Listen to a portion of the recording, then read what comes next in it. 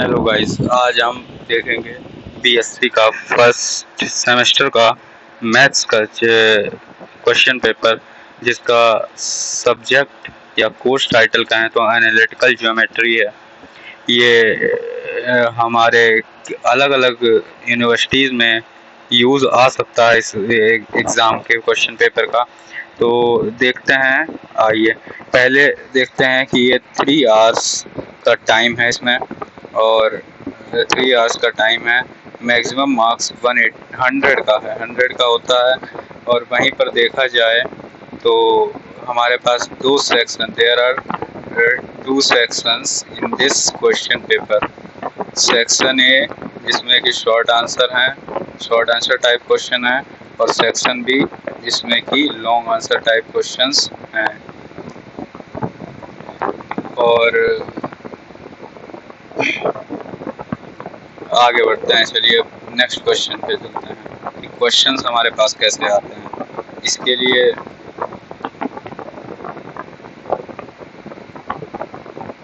क्या है, ये देखिए, पहला जो सेक्शन है वो हमारा 20 मार्क्स का है, जिसमें कि 5 क्वेश्चंस हैं। हर क्वेश्चन का आंसर लिखना जरूर है, we attempt all question.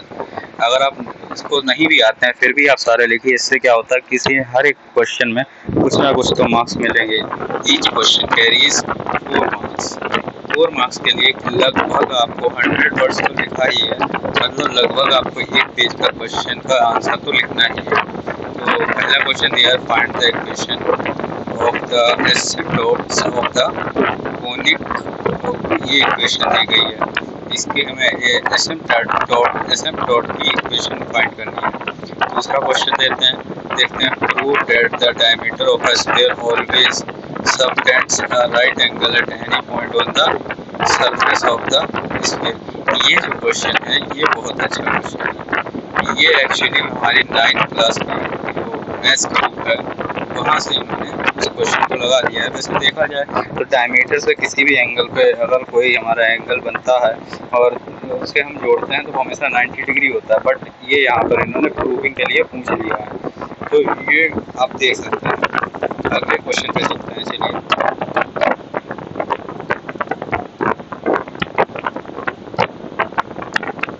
Second question, the axis of a right circular cylinder of radius 3, इसकी रेडियस 3 है और इक्वेशन ये दे रखी है, ये x/2 equal to y plus 1/2 equal to z minus 1/1। Find the equation of the, इसमें हमें देखिए रेडियस दे रखी है और जो नीचे जैसे कि ये सिलेंडर हमारे पास, ये सिलेंडर बनता है, जानते होंगे, ये सिलेंडर बना तो रेडियस तो हमारी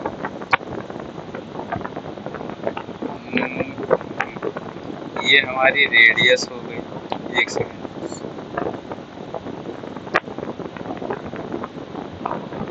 ये हमारी रेडियस हो गई, ये हमें रेडियस दे रखी है और हमसे कह रहा है जो इक्वेशन दी गई है, इक्वेशन हमें इस वाले की दे रखी है।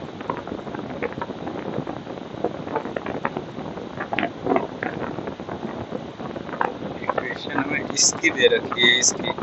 तो यहाँ से ये रेडियस है, ये है, तो जब ये मूव करेगा किसी पॉइंट के अराउंड तो ये एक सर्कल यहाँ पे बनाएगा, और जब ये लाइन मूव करेगी तो इसके थ्रू जब ये मूव करेगा तो नीचे भी एक सर्कल बनेगा और ये फिगर हमारा एक सिलेंडर बनाएगा। तो वही पूछ रहा है कि इन सब की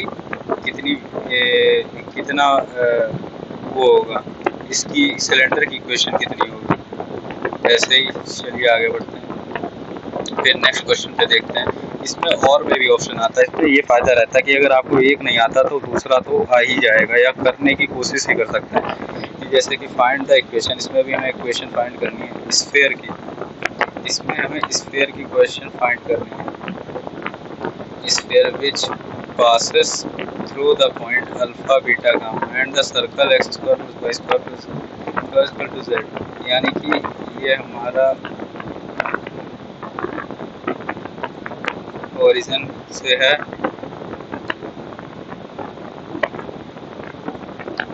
ये ओरिजिन से है, तो तो यहाँ पर जब हम सर्कल बनाएंगे तो ये सर्कल कुछ इस टाइप का बनेगा, X square plus Y square.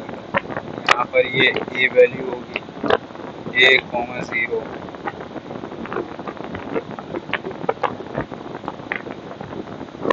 ऐसे ही।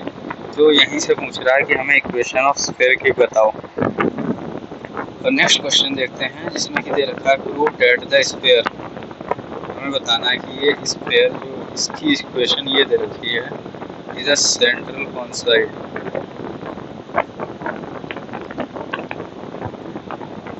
नेक्स्ट इसमें और में ऑप्शन है find the equation of sphere with center at, center इसका sphere at which passes through the point, इन सब से पॉइंट में पासेस करेगा। तो इसके लिए एक बेस्ट सोल्यूशन है कि हम पहले इनके बीच की, इन पॉइंट्स के बीच की डिस्टेंस निकाल लें जो कि हमारी आर होगी। जब हमें आर पता चल जाएगा तो हम वही रख सकते हैं, X square plus Y square plus Z square is equal to A square. अब जब यहाँ पर दो वैल्यूज हैं तो x1 minus A, x1 minus X, y1 minus Y, z1 minus Z is equal to A square, क्योंकि इसके through origin से थोड़ी हमारे पास ये पॉइंट दे रखा है ना, उस वहाँ पर हमें बताना है। इसलिए हमें उसके लिए वहाँ से x1, x2, x3 के या y1, y2, y3 की वैल्यू पुट करनी होगी। ये 3 क्वेश्चंस हो गए। अब आइए देखते हैं fourth question. A plane passes through a fixed point. एक प्लेन है जो पास कर रहा है इन पॉइंट से, and cuts the axis A B C, और जो एक्सिस है उनको ए बी सी पे कट करता है। Show that locus of centre, locus यानी कि जिस पॉइंट के थ्रू अराउंड वो घूमते हैं उसी को हम लोग लोकस कहते हैं। Around this locus of centre is the sphere is इतना इतना इतना, उसका लोकस हमें निकालना है कि वो इसके इक्वल आएगा। इसमें नेक्स्ट क्वेश्चन क्या देगा, प्रूव दैट द कोन्स। ये अच्छा क्वेश्चन है, इसमें ये इजी भी हो जाएगा क्योंकि पहला एक कोन ये दे रखा है और दूसरा कोन हमें ये दे रखा है। यहाँ से हमें बताना है रेसिप्रोकल हैं ये एक दूसरे के। रेसिप्रोकल के लिए हम इनकी टेंजेंट फाइंड करेंगे। टेंजेंट जो आएंगी उनका हम प्रोडक्ट देखेंगे, प्रोडक्ट -1 के इक्वल होना चाहिए, तो वहाँ से हम इजीली सॉल्व कर देंगे। और देखते हैं फिफ्थ क्वेश्चन। फिफ्थ क्वेश्चन कह रहा है find the enveloping cone. Enveloping cone क्या होता है, जैसे कि एक कोन ये बना है, सॉरी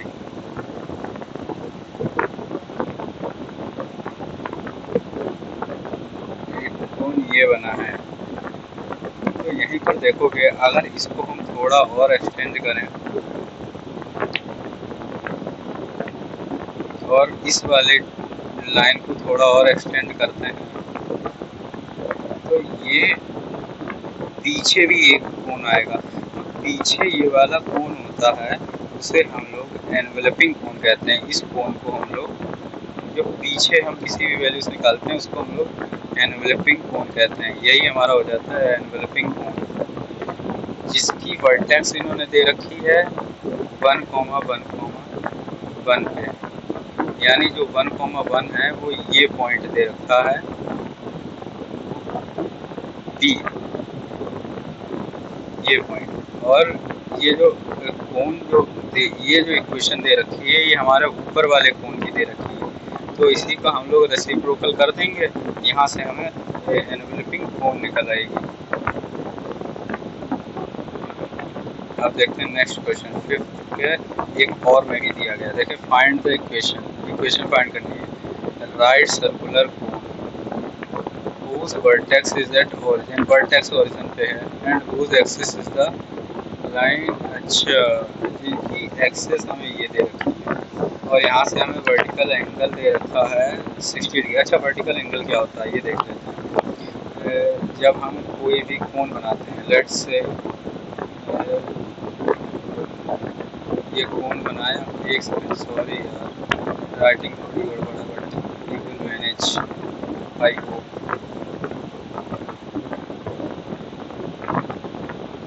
ये रेडियस हो गई, जो ये रेडियस हुई है, ये रेडियस हुई, ये हाइट हुआ। तो यहाँ पर जो एंगल बनता है रेडियस और हाइट के बीच में, वो 90 डिग्री होता है। इसी को हम लोग राइट एंगल सर्कुलर कोन कह देते हैं, क्योंकि एंगल राइट एंगल बन रहा है कौन से, और जो नीचे सर्कल जैसा बन रहा है। और जो इन्होंने वर्टिकल एंगल दे रखा है, वर्टिकल एंगल हमारा, इस चीज़ पर ध्यान से रखना यार, वर्टिकल एंगल जो हमारा होता है, वर्टिकल एक्स, ये पूरा एंगल, यानी कि जिसके थ्रू वो घूमता, ये होता है हमारा वर्टिकल एंगल। ये हो गया हमारा वर्टिकल एंगल। इसके लिए अब नेक्स्ट क्वेश्चन देखते हैं। अब आते हैं बड़े क्वेश्चन से, जिसमें कि लगभग मिनिमम 3 पेजेस और उससे ऊपर 4 पेजेस एक्स्ट्रा, क्योंकि इतना ज़्यादा टाइम आपके पास होता नहीं कि आप ज़्यादा लिख पाएँ, इसलिए। और ये देखो, ये क्वेश्चन के 10 मार्क्स भी हैं, तो सारे क्वेश्चन अटेम्प्ट करने हैं। पहला क्वेश्चन है, find the equation of the cone passing through the coordinate axis. Coordinate axis वही एक्स वाई एंड जेड। यहाँ से हमारा एक कोण निकल रहा है, उसकी एक्सिस, उसकी इक्वेशन बतानी है। सिंपल है।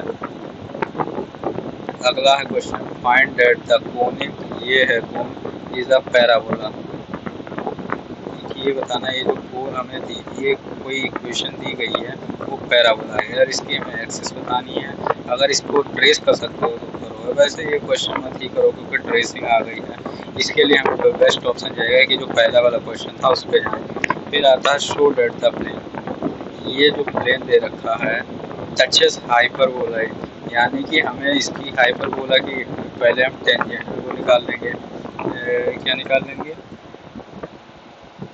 टेंजेंट। तो जो टेंजेंट आएगी उसके ये पैरेलल होना चाहिए, ये पैरेलल होना चाहिए प्लेन, तभी तो टच करेगा। और जब निकल आएगा तो हम उन दोनों को इक्वल में रखेंगे, क्योंकि भाई दोनों बराबर हैं, टच कर रही हैं। सिर्फ एंगल ही कुछ चेंज हो रहा होगा या कुछ दूरी हो रही होगी, लेकिन जब पॉइंट ऑफ कांटेक्ट रखेंगे तो उन दोनों को इक्वल रख देंगे, वहाँ से हमारे पास प्लेन पॉइंट ऑफ कांटेक्ट निकल आएगा। अगला क्वेश्चन है, फाइंड द इक्वेशन ऑफ। इसमें इक्वेशन ऑफ एनवेलपिंग सिलेंडर। अब वही बात है, जैसे कोन में उल्टा पीछे की तरफ एक्सटेंड करते थे तो एनवेलपिंग कोन निकल आता था, सेम एयर सिलेंडर पे है। अब केवल जब उनकी लाइंस को, इक्वेशंस को और एक्सटेंड करेंगे तो उसके पीछे जो एक सिलेंडर निकलेगा उसी को एनवेलपिंग सिलेंडर कहते हैं। जिसमें कि एक सिलेंडर की इक्वेशन ये दी गई है, हमें बताना है कि दूसरे की, where generators are parallel to X Y axis के पैरेलल जनरेटर, यानी कि ये वाई एक्सिस हो गई, ये एक्स एक्सिस हो गया।